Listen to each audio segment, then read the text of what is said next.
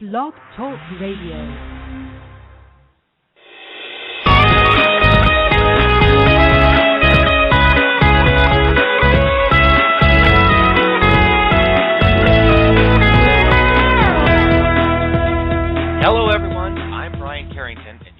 To Call Talk for August 15th, 2012. Today's topic is eliminating your customer service blind spot with co-browse technology. Now, if you're listening live, I want to invite you to be a part of the show and ask questions. And it's really easy, and here's how you do it. You can, one, email me at brian@benchmarkportal.com. That's spelled out BRIAN at benchmarkportal.com. Or if you're listening on the phone or even close to one, you can call in, and the number is this, 347-857-3117. We'll repeat that throughout the show to help you, but make sure you press the number 1 on your phone once you've dialed that number to let me know that you have a question, and I'll get you right in. I also want to remind everyone that our shows are archived and available to listen to at any time at our website at benchmarkportal.com. At any time that's convenient to you, log in and start listening and learning. So let's go ahead and kick the show off as I introduce the host of Call Talk, Bruce Belfiore. Well, thank you very much, Brian, and welcome back to Call Talk, everyone. Today's topic is eliminating your customer service blind spot with co-browse technology. And for this, we've brought in an expert on the topic for you. I've known Dusty Stanford for a good number of years. I'm not sure I want to count how many. Anyway, he is the sales director at LiveLOOK and has been in technology for the last 25 years. He's worked with some leading call center companies in the world and has held numerous positions in the contact center environment, including successfully leading his own center. So he knows what it's like to be a call center manager. Dusty has extensive knowledge in call centers from an external and internal perspective. He's here in his capacity as a subject matter expert on co-browse technology, so it's really my pleasure to welcome Dusty Stanford. How you doing, Dusty? Great, Bruce. Thank you for having me today. Thank you, Brian, and really looking forward to spending a little time with you here today. Okay, well, good. Well, Dusty, as we dig into this topic, let's make sure we have our definition straight to start with so that we're all on the same page. First, can you tell us how is co-browsing different from screen sharing or remote support? Well, Bruce, as you look at it, they basically look the same as screen sharing. But when we're talking about co-browsing, we're talking about being able to enable the call center agent to see the screen that the customer is on in real time, instantly, with nothing more than a couple of clicks of their mouse.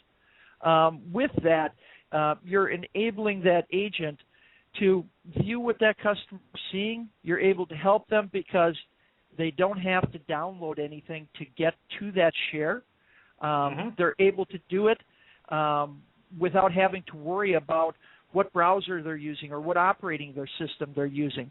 So you want to have a tool that allows for those things and also offers security. When you're talking about a tool that is more of a remote control type of support, more than often than not, you have to have a download. So this is just quicker, easier, and cleaner to use. Okay. Well, and you mentioned the word security, and that is a big concern these days, obviously, for all kinds of important legal and ethical reasons. Can you tell us, Dusty, how is customer privacy and data security handled if a customer is sharing his or her screen with one of the agents? Well, with a robust co-browse application, there to handle security. And especially with the type of customer you're looking at, PCI and HIPAA compliance become a huge part of what they're concerned with when they're looking at co-browse. Exactly. That being shared, you need to be able to limit to the browser so that the agent can only see your customers, see their own website when they're talking to the customer and working with the customer and seeing what that customer's looking at. You also want to potentially be able to limit the pages on a website that a customer can see, because maybe there's certain information on pages that a customer would enter that the agent really doesn't need to see. And along with that, for PCI, for many of the retail accounts I work with, one of the biggest challenges is when a customer goes to check out, you would have to leave them and hope that they can make it through the process. But with a robust co-browse application, because the tool has the ability to block information by line item, you're now able to follow that customer right into checkout and make sure they have the right promo codes, make sure they're going through the process and having help and support doing it, but limiting the agents so they can't see that all-important credit card number or security number to the credit card.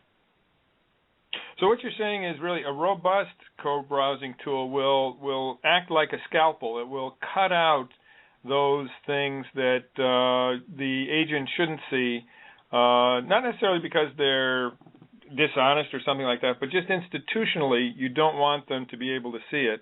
And on the other hand, you can have that tool reveal to the agent only those parts of the screen that don't represent risk and that do represent the areas where the customer needs assistance. Is that correct?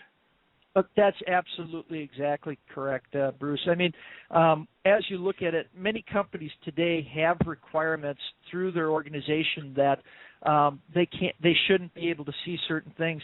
And if you look at it, PCI and HIPAA requirements actually ban that information from being shown to agents in many occasions. And a robust co-browse application allows you to maintain your compliances and keeps the company safe. And, it helps the agents, too, because, you don't want to tempt them by showing them information. Why not protect them as well and not let them see the information and protect the customer as well? I think that's important for our listeners to hear because if they're looking into co-browse technology, then one of the things that they'll want to do is to really get very specific on what parts of the screen, they'll want the agent to see and what not to see. And comforting to know that they can then tailor things so that, in fact, that's all that is revealed to the agent. So that's great stuff. Okay, well, let's go back to the co-browse technology in general. And can you give us some use cases or examples of how companies are actually using co-browse as a call center tool? Well, most definitely, Bruce. One of the accounts that I work with is a university, Grantham University. They're an online educational group, and they do a tremendous amount of work with young military personnel. When they first started to look at this, they were looking for military students get through the application or admission process. Those admission forms can be a real challenge, and by being able to co-browse, they can now join that student as they're filling out that application and get them through the information the first time without them having to come back time and time again to make sure the information's correct. Okay, good. Now this does not work with the examinations, though, correct? No, we're not doing the physical exams online. Well, and another thing was the other thing was the financial aid forms. Being a father of 6, I've been through the FAFSA program many times, and it can be a challenge. And with again a good co-browse tool, you're able to get out on that FAFSA form with the student and make sure they're entering the information and understand the gist of the question and help move them through that complicated form in a very quick and easy fashion. Now, what's really cool about Grantham is Grantham's now also using this for student affairs and offering it out to the teachers and students. So these young military people, they may be having a challenge with an assignment. Now they can co-browse with one of their instructors. So it's not only helping come into the school, it's not only helping with financial aid, but it's also helping with education. Because when you look at it, typically you show a course on the web and you don't have that collaboration. Now with our tool, the student can show what they're doing and get that teacher's feedback. So it's helping the students. Well, that could be a very important point to people on the phone. Some of them may be saying, I really want to have this technology. I always have a problem justifying new technology costs to my senior management. But if you put on your thinking cap and try to think of other areas of the enterprise in which co-browse could be utilized, then you might find some allies inside the organization to both push for it and to absorb the cost of it. And in this case, what you're saying is, in the case of Grantham, that it's not only used in the case of the call center, but also actually being used in the educational process now. Is that correct? That is absolutely correct. Bruce, one other thing that was important to Grantham University was sometimes dealing with young military personnel that are all across the world. They were a little bit afraid of sharing screen because they didn't know what these young people may have up on their computer in the background. They're using the security that, again, a good, robust co-browse application has to limit to the browser. So when that student comes in, all of their personnel are only seeing what they need to see, and it's helping prevent and protect them from a potential HR issue. Okay. Great. Well, and that's great. I think that's very important. And just to go back to the enterprise concept, some of the listeners may, in fact, have other parts of their enterprise where they are now themselves basically on the phone talking with people and saying, oh, by the way, go over here, go over there, and they could internally be using co-browse capabilities among colleagues. And they may know of others inside the organization that could use co-browse technology. And so I just leave that as a thought with our listeners that if you're interested in this technology, want to be able to justify it, you may be able to find some very strong allies in other operating parts of your organization in order to actually look into it further and justify it. Right. Do you have some other cases as well? Yeah. Again, Bruce, we deal with a myriad of different verticals. Insurance companies, financial institutions. One of the insurance companies that I work with, Bruce, we've all had to do this. Every year your health insurance comes due, and you have to go out online and fill out that application for health insurance again. Yep. And this particular insurance company found their forms were rather cumbersome. And they were spending a significant amount of time helping those people, guessing where they were at on the form as they were filling it out, and the call durations were tremendous. But by offering up a co-browse, they were able to reduce their call durations by over 80%. Because now being able to visually see and join and collaborate with that customer, they were able to see where they were at on the form. And if the person maybe had some challenges, they were able to ask for permission to take cursor control. Now, the customer is still in charge of mouse and still in charge of keyboard, so you maintain your PCI compliance and HIPAA compliance, but now you can point to that customer where they need to click, what they need to fill out next to complete the form. So reduce call durations by 80%, reduce customer frustration, and increased first call resolution. It was a tremendous win for that particular insurance company. That's fabulous. And, tell me a little bit about retail. How about retail area? Well, when you look at retail, this is particularly near and dear to me. I handle personally retail for the world for my company. And when you look at it, my wife does a lot of shopping online, and she's out there looking for different things, and she runs into challenge sometimes finding exactly what she's looking for, or she runs into a challenge going through the checkout process. And again, without a robust tool, nobody could follow her in or nobody could help her.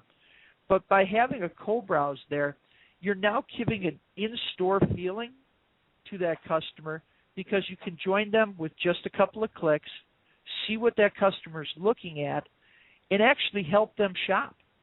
If a company has a lot of SKUs or a lot of different things to offer, what better way than to join them, show them a couple of different options, and help them make the best decision for them. So customers absolutely love the support they get, and they've commented that it allows them to come back time and time again because they know there's somebody there that can help them. And right. when you do this, you're increasing the conversion rate, and you're actually helping that retailer because, oh, by the way, Mr. Customer or Mrs. Customer, that skirt you're looking at is beautiful, but have you thought about this blouse? Mm-hmm. Mm-hmm. Agent to Right. cross-sell, upsell, and it's increasing conversion, it's increasing the average value of shopping cart, reducing customer frustration, and it's also making sure that customer's checking out. Right. Well, thinking about that too, also important for being able to put together the ROI case or the financial justification for new technology. And, in many cases, the actual amount, a fairly small amount of conversion can actually pay for the technology, and then the rest becomes gravy. And if you can show that to senior management, that can be a very powerful thing too. Do you have any thoughts on that, Dusty? Well, when you look at the return on investment, you're absolutely correct, Bruce. A lot of companies are looking for something that can be justified in a year or 6 months. With a robust co-browse application, I myself have been seeing justifications in a couple of months or less. The reason is it just has such a huge impact across the call center. It has a huge impact on the customer experience, and it has a huge impact on the end result. So it's something that, given the chance, a good salesperson is going to want to talk about those things, understand what's happening today, and help you build out that return on investment. Right. Okay. Important stuff there. And we've got some questions coming in that Brian will pass to us. But let me just ask you one more question before we do that, because it occurs to me that the government sector could be very much in need of this kind of technology. I just had an experience the other day with the GSA in which I was on the phone and listening to the person, who was very nice, giving me instructions, but then I had to go to the website and sort of fumble here and fumble there, and she had to instruct me where to go, et cetera. And that would have been a perfect situation for a co-browse assistance, if you will. And, I think of some of the centers that deal with people in the child welfare area or whatever, where forms are very important. What are your thoughts or experiences with regard to the government sector? Bruce, you pretty much hit the nail on the head here for me, and an experience I had last night as well. Me and my wife are caretakers for 2 young children, and the forms that you have to fill out can be rather taxing, and it takes a lot of time to understand what they're looking for and even how to get to those forms. And you're absolutely right. For government, this would be a huge win by being able to talk to somebody and co-browse with somebody and have them direct you to where you need to be and help you through that process. We've all had challenges in the past finding those things, and now we can, with a good co-browse application, they could alleviate many of those challenges. Last night, again, I'm here in Boston at a show this week, and went out to a restaurant for dinner and had the pleasure of sitting next to a gentleman who had served his 30 years in the military, in the Navy. And his job now is, after he's retired from the military, he works for the government, and he's helping the families and the troops that are returning from war. In doing so, we talked about what co-browse was, and he was so excited about the fact that, as he shared, Dusty, many times it's helping them find the right forms, helping them get to the right areas. They've got enough challenges in dealing with the fact that either a family member is overseas, and it's his job to make things as easy as possible for those family members, and easy for the troops when they return. So we talked about this, and he said, it's being able to view things online with them and direct them is a way to make their lives easier, and GSA is part of that, being able to sell to the government and help the government employees and the people who deal with the government. Right. Okay. No, that's. I think that's an important area, and I'm sure one that's going to be exploring this technology going forward. Okay. Well, great. These are fabulous insights, and I noticed that Brian has some questions for you. Brian? That's right, guys. Thanks again, and I want to remind everyone of our callers that if you have a question, feel free to call in, and the number to call would be 347-857-3117, and then press the number 1 on your dial pad, and I'll get you in. But right now, I've got a couple email questions that have come in, and the first one, Dusty, is for you from Donna, and Donna asks, is co-browse a complement to phone support only, or can it be used with live chat? Fantastic question, Donna. Co-browse, again, a good, robust co-browse application should be able to work with either phone or chat. And again, being able to work with phone or chat, you need the spoken word or the typed word to go along with it. But that visual component really helps the person that's on the web have a better understanding of where they need to go and what they need to do. So again, a good co-browse should be able to work with phone and chat interactions. Okay. Very good. Very good. And I've got another one. This one, an email question from George. Thank you, George, for your question. And he asks, does co-browsing work on mobile devices like iPads or, in my case, like maybe the non-iPhone devices? No, so like the Android or whatever. The Android, it may be. thank you. Yeah, that also is a great question. We're seeing that mobility is definitely a top concern for many businesses across the country. At the show I'm at today, there's many different companies talking about how they can work with mobility. The phone is no longer just a talking device anymore. It's a device where you're receiving text or going out to websites. And yes, co-browsing is compatible with mobile devices today. Let me ask a follow-up question on that. Does it impact your data plan? I know a lot of people are concerned about the cap on the data. How does co-browsing impact that side of things? Again, when you look at it, you're co-browsing. So if you're out on the web and you're doing what you need to do on the web, whatever that application does to your data plan, it should be the same with co-browsing. It's the same. Just maintain you're not increasing it. Good. Sorry, Bruce, to interrupt. Go ahead. No, that's okay. I was just thinking, if you have this small screen, and so somebody is basically pushing things around while you're talking to them, is that correct? And I've never done a co-browse on a small screen. Is it a different experience, Dusty, or is it pretty much the same? It again, depending on the screen size you have, Bruce, and depending on the tool that you're using, it may be a little different.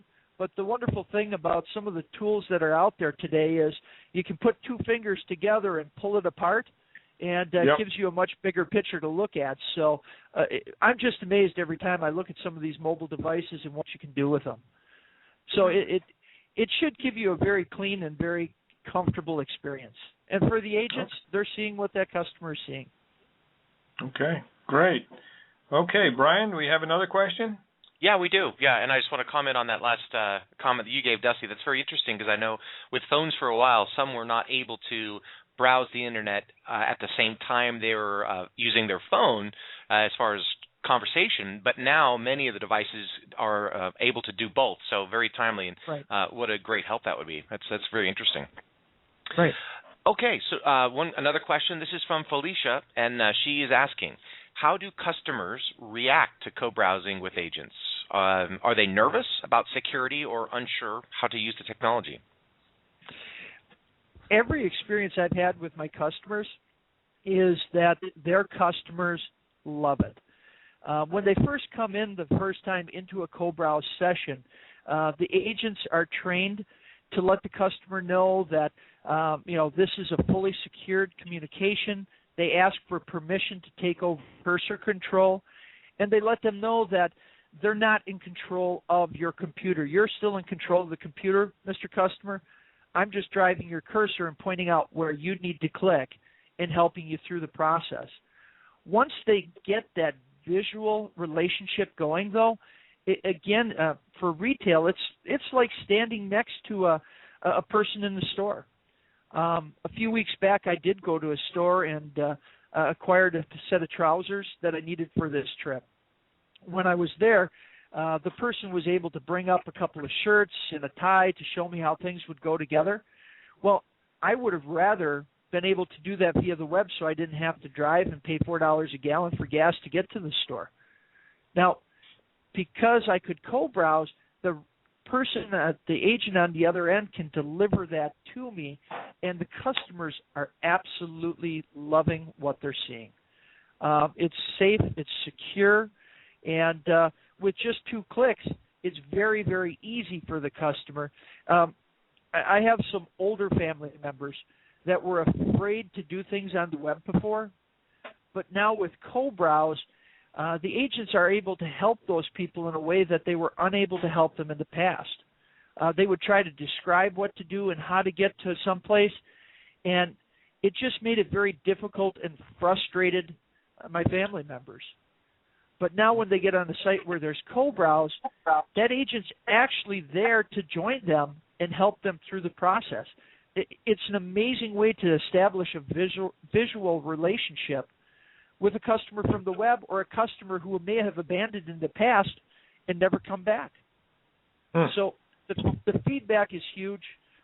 Financial unions, credit unions, banks, with the securities that we have in place, it makes it so easy now to go in and look at your accounts and have somebody there support you through what I have in my account, what were my deposits. In the past, you'd have to do that alone. Now you can do it with somebody, and you can actually talk about what you're seeing and have them point things out, and you're reducing call duration, and you're increasing satisfaction. There's so many different ways that this is improving experience. It's just a wonderful tool. Okay, well, that's all great input, and I was just thinking, as we get toward the bottom of the hour, there's a couple of other thoughts that I have. Dusty, are there any downsides to co-browse technology? Is there anything that people should look out for in terms of implementation? What do they need to be concerned about with regard to training? I realize that's kind of a 3-part question there, but are there I'll be happy to repeat if you forget them. But yeah, what are the things that people need to be aware of to make sure that this is done properly? Well, keep me honest to make sure I hit everything here, Bruce, if you would. Okay. Well, some of the things you do need to watch out for. Today there's premise-based solutions that you would buy and you'd have on site, and then your support team has to take care of daily care and feeding and take care of servers, and you got to worry about annualized maintenance agreements. You got to worry about when it's time to do a forklift upgrade. Good co-browse solution should come to you as a hosted or a SaaS model. As a SaaS model, it makes it very simple to get things up and operational. It makes it very quick and easy for the IT department and those who want to have it in their departments to get the information pulled together of the look and the feel that they want for their customer to experience.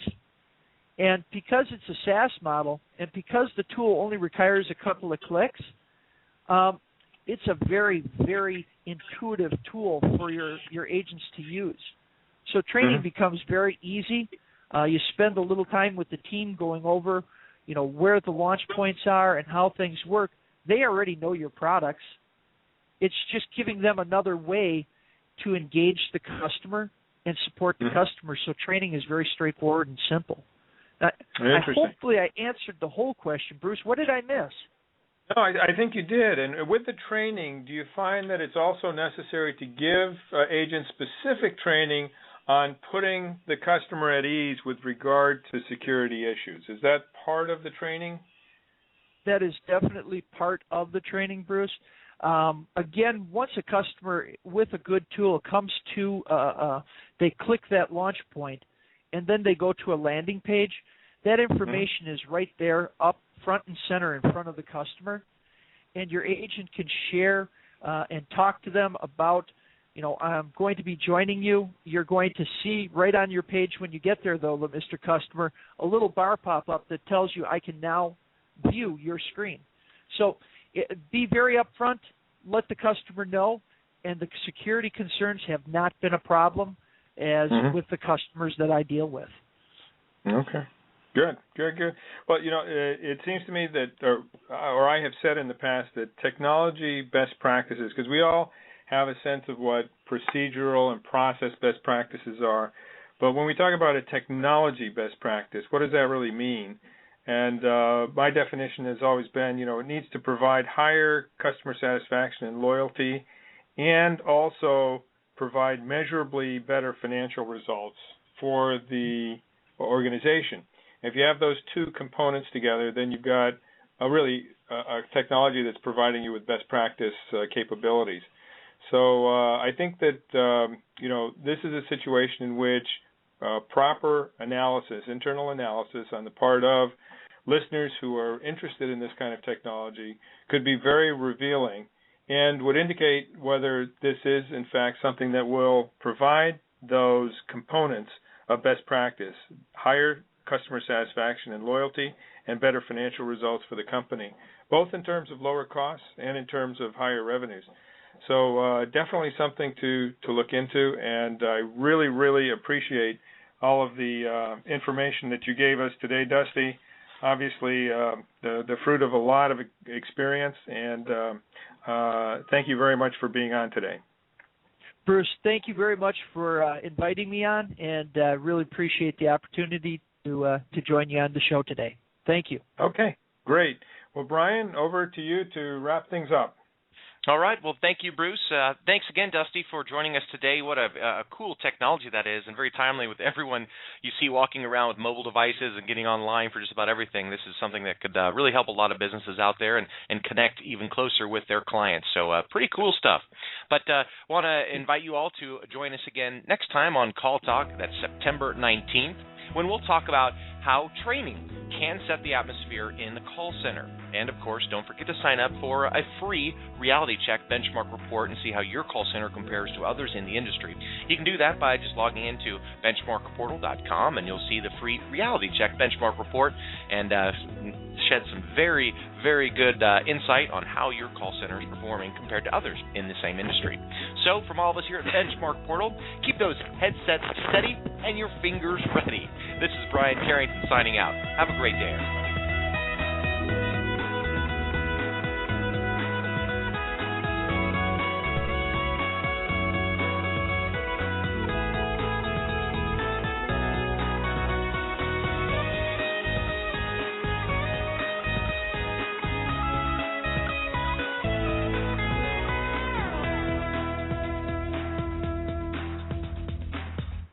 That's a wrap. Take care.